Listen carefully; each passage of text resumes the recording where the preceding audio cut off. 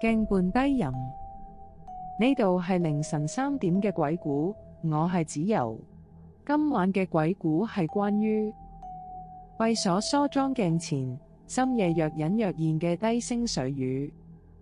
我屋企書桌擺住一面舊式圓鏡，鏡框泛着陳舊光澤，係搬屋時從舊雜物堆揀出。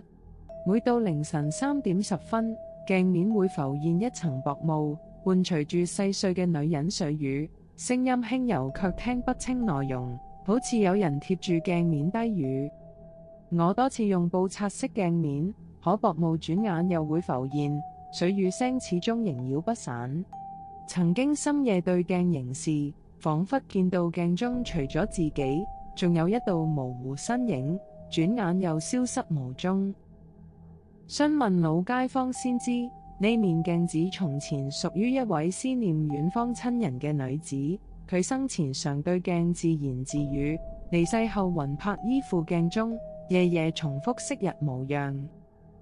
你以為鏡中只有自己嘅倒影，其實每一個深夜都有一道亡魂貼住鏡面，靜靜望住你，將未說盡嘅話悄悄講俾你聽。